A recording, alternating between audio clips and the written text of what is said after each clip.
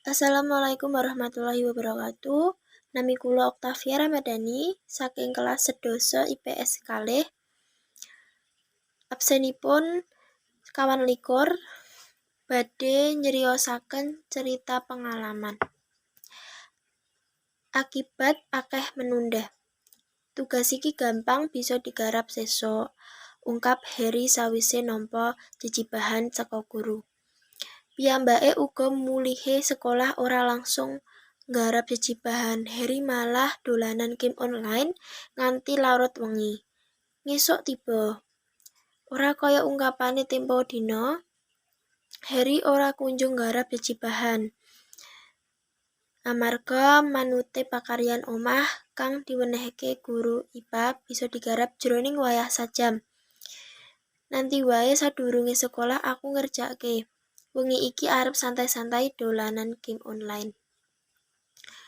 Pungkasane esuk tiba. Waktu weruh jejibahan keringet adem banjur mengucur ing bathuke. Sial, jejibahan angelan merluke wayah kang lawas kanggo ngrampungke. Amarga wayah wis mepet, Heri mutusake kanggo lunga sekolah lan nggarap ing kelas.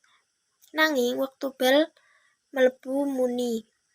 Heri ora kunjung ngrampungke jejibahan nih. Tekan pungkasane guru teka lan ngongkon kanggo wenehke jejibahan kang didadekake PR rong dina wengi. Siji karo kanca-kancane. Heri katon pucet amarga jejibahane ora rampung. Piyambake uga pungkasane dinesoni guru amarga ora mampu nggarap jejibahan kaya kanca sekelase. Ing banjur dina, Heri dadi siswa siji amarga tansah nggarap jejibahan pinar wayah. Piyambake ora pengin kedadean serupa kebalen amarga penunda-nunda pakaryan omah ing sekolah. Saka cerita pengalaman kang aku gawe, awake dhewe oleh njupuk pesan moral menawa aja remen menunda-nunda pakaryan.